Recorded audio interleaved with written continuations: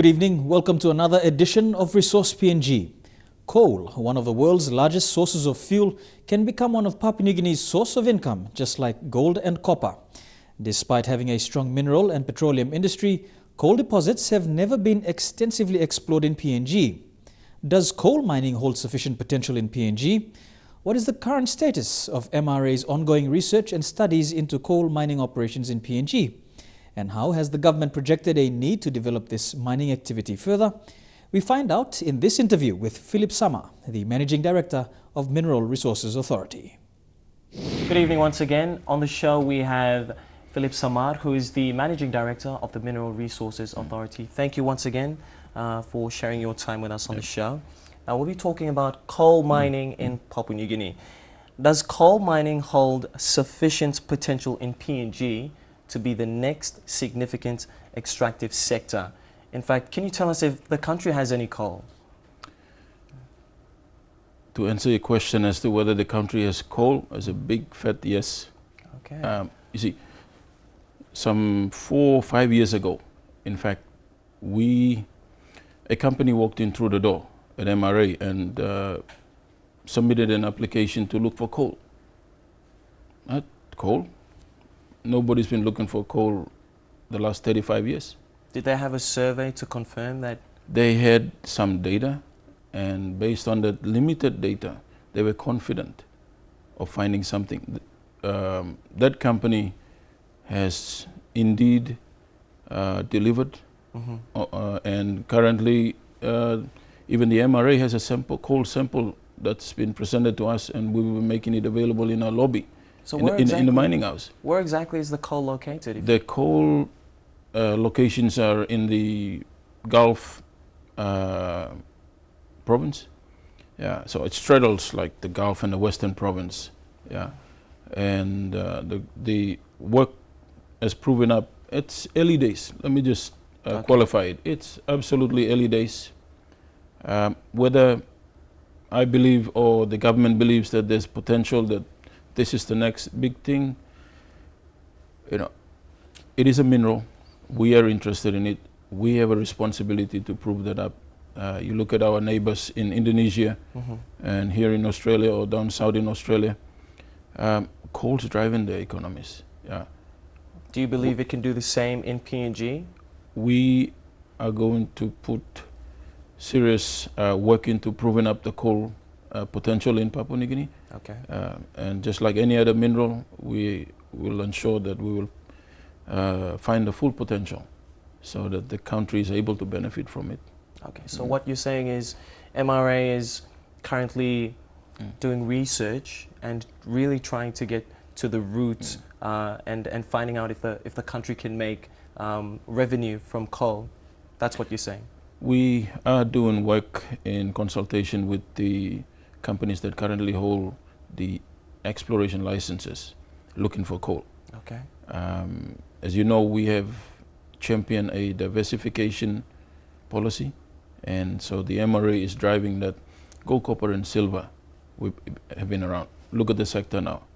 We need to diversify our mineral base so that the economy is able to withstand cyclical market forces. And so resources such as coal that are industrial resources, right, to use as a platform for industrialization. The iron sands, chromite, molybdenum, there's a host of other minerals out there. We need to bring them on board. We are confident they sit in the ground because we have the data. We need to go out and do more work around proving them up. Okay. We need other people, and we are interested in other investors who can actually look and are interested in searching for those other minerals. So in saying that, Mr. Samar, what is MRA currently doing about that? Yeah, we're not sitting back, definitely. We have, for the first time, spent our own money, 10 million kina. The government has never done this before. The money it's spent has always been from donor agencies, whatever, right? Last year, we decided to spend 10 million kina on an airborne geophysical mapping program. Basically using satellites, using radiomagnetics, whatever, to prove the the occurrences of minerals sitting in the ground. That data set then will be made available by before March next year. Okay. And you know, depending on what you're looking for, you use that data set and you look for the mineral you're looking for. Yeah. So we will have new data sets along the western province, as well as the between where the Oktedi, Frida, and Porgera are in that space. That data set will be made available, and you know, it'll be publicly available. Whoever wants to come and access it, of course, at a minimal fee. But you know, we're doing something. We are going out there and carrying out aggressive mapping programs in order to make that data available. So people who want to come and look for whatever mineral have data they can pick up and go. Currently the practice is that companies actually have to get on the ground. They have to spend that 10 million in order to, you know, it's a high cost. We're now reducing that burden to the operators by spending 10 million of the government's money to make the data available. So they can operate on that information? Absolutely. Sit in the comfort of their office, bring that up, and geologists know what to do with it and target the mineral they want. I hope it's coal, I hope it's chromite, I hope it's the other minerals that we're looking for. So this also opens up the door to do more research on other minerals as well. Do you agree? Absolutely, absolutely. Okay. Yeah, and we're committed to ensuring that the government is able to provide that service and not just relying on the private sector to spend its own money and then having to spend more money in developing mines. So we've started, and the results will speak for themselves, but we're encouraging government to start putting money into the ground, because the geological prospect of PNG, unlike our neighbors, is right up there among the top 5. Okay. Thank you, Mr. Philip Samar, for your time on the show. Always a pleasure.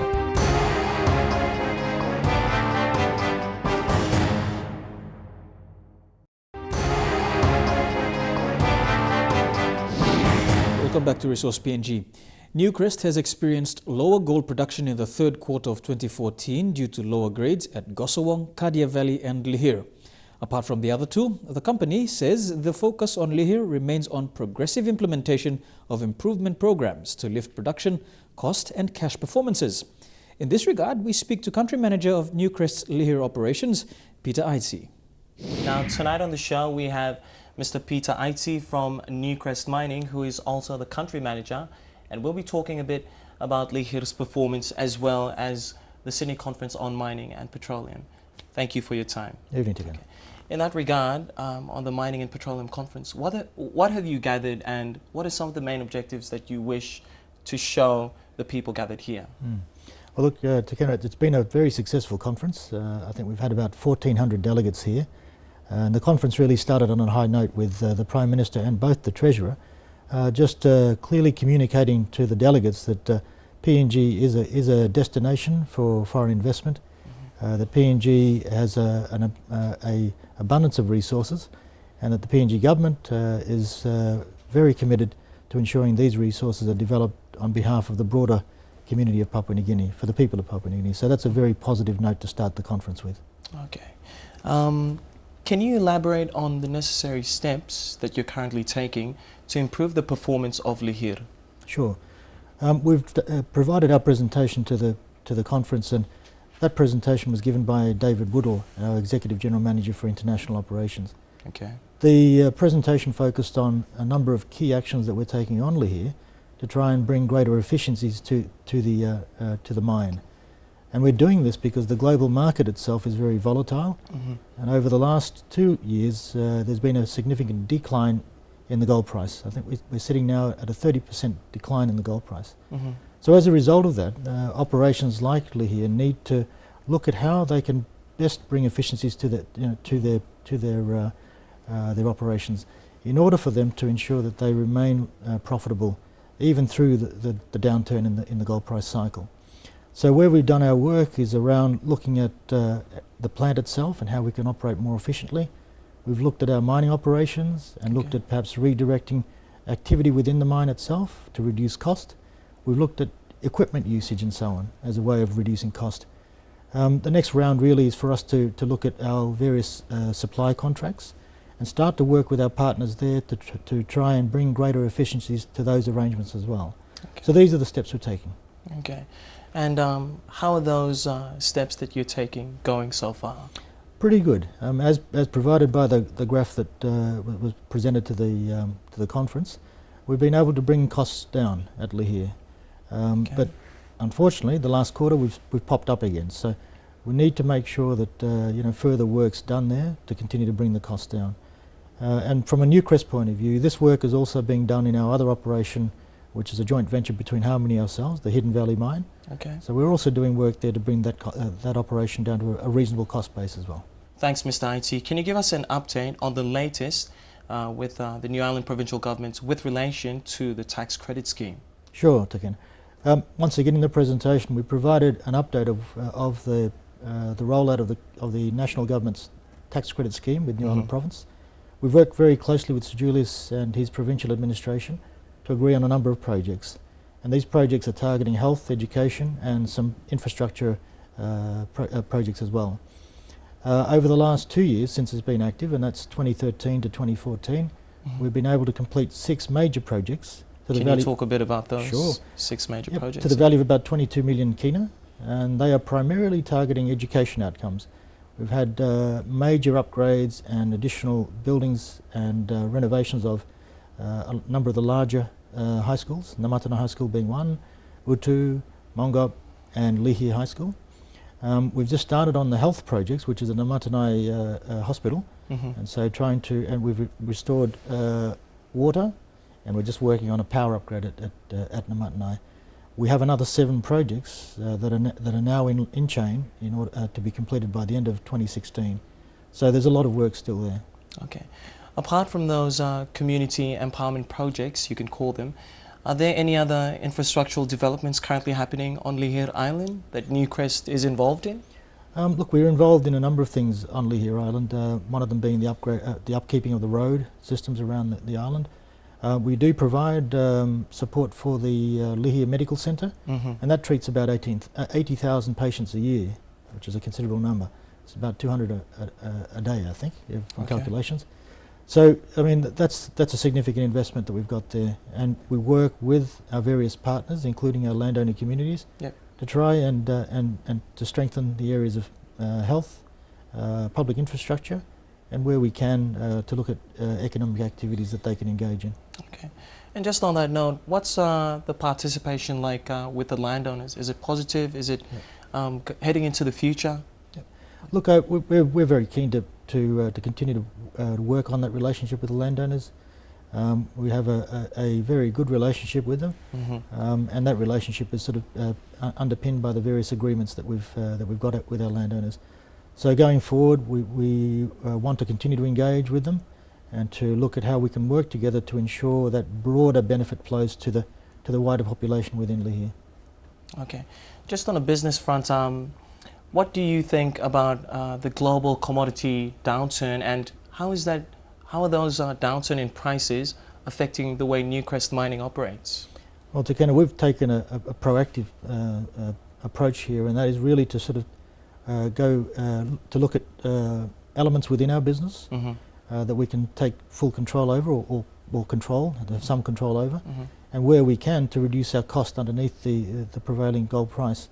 And really what that allows us to do is to operate through the cycle and not be a victim or held hostage to the fluctuations within the gold price. But that needs a lot of commitment and a lot of effort to get us to that point. All right. Can you elaborate further on these different elements that you operate in? Yeah, sure. Look, as I mentioned, we look at plant efficiencies. Okay. So we put a lot of investment into our plant on Lihir, and the focus there is to get greater efficiencies through the plant. So, in a sense, getting more production and probably with a better cost-effective production.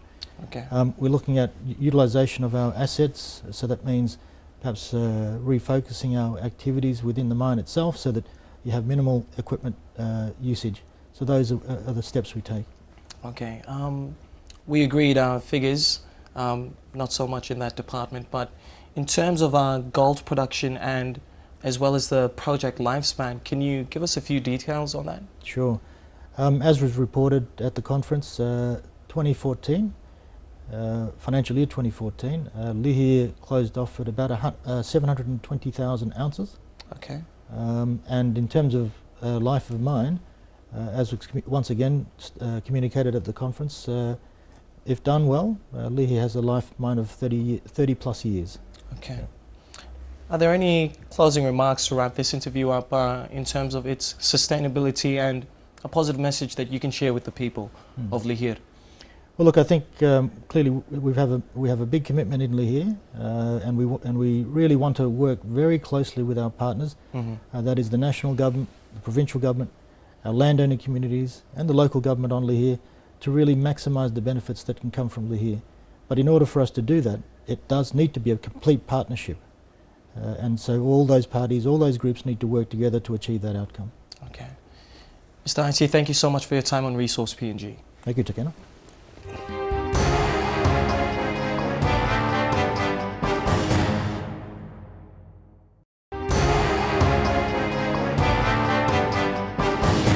Welcome back to Resource PNG.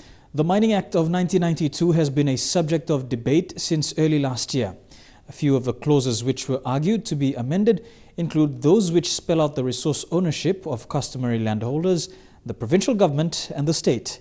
We speak to Shadrach Himata, Deputy Secretary at the Department of Mineral Policy and Geohazards Management. Tonight on the show we have the Secretary for Mining, Shadrach Himata. Thank you so much for your time on the program. Thank you, Savi. Okay. And we'll be talking a bit about the review of the Mining Act 1992 and how important it is. And it's not only been something that's been discussed this year, it's always been discussed previously and recently as well. And there are parts of the review that emphasize the need for resource ownership to customary landowners, the provincial government and the state. Any updates on that? Yes, Asavi, I would like to say that the Mining Act review commenced in 2009, but the debate goes back starting in 2006, simply because obviously the Act says for itself, 1992. So it's over 20 years of regulation of the industry with respect to the current legislations that we have. Okay. Although the sector contributes significantly to the economy of Papua New Guinea, the people, obviously the people feels that, they felt that they have not been receiving what is expected of the resources that has been extracted in this country. So we are currently reviewing the mining legislation starting back in 2009 up to today. Okay. Can you briefly tell us how the amendments and the review are going and if we can expect an outcome anytime soon? We have been given a time frame by government to finish to complete the policy reviews by March 2015, and then we should go through the approvals and have them passed by the National Executive Council and Parliament by June 2015. Okay. So that is the time frame we are working with. But in a sense, it's not an issue in terms of the review. We are not reviewing to give absolute rights to the landowners in terms of the mineral rights of this country, but we are reviewing it with the view of how we can better attend to the concerns of the people in terms of benefits distribution. Okay. And those are the benefits derived from all the mining projects in the country. Okay. Yeah. Just in relation to the deadline that you have that was set by the government next year in March, do you think that you will deliver on that particular time? Yes, we are optimistic that we will deliver by March 2015 in terms of the completion of all the policy documents, and hopefully by June we will deliver those documents to Parliament. Okay. At the moment we are doing a bit more consultation with the industry to agree on certain areas of contentions that we believe we need to have another specific consultation with the industry. Okay. And we are doing that right now. We hope to complete it by March 2015. Okay, Yeah. Thank you for that. Also, on that note, can you tell us a bit about the landowner benefits that will be going to the community? that will be incorporated in the amendments to the Mining Act? There are several benefit fronts that we are looking at, one of which is the equity. We are looking at reviewing the equity. At the moment, if the government decided to take up 30% in mining projects, 2.5% is offloaded to the landowners and 2.5% offloaded to the provincial governments. That is under review. We've been looking at that to see how we can better deliver on this issue of equity, and also royalties. We are looking at the royalty rates, see how we can better achieve an outcome that is satisfactory to all the parties. And also we are looking at issues like the business development, all the business derived from the mining projects. In terms of spin-offs, we are looking at that. We're looking at training. We're looking at employment opportunities for landowners and for affected communities, and of course the host provincial governments. Okay. So it's a whole range of benefits that we are looking at, and we are developing these policies to address those different benefit streams that are arising from the mining projects. Okay, thanks for that, Mr. Himata.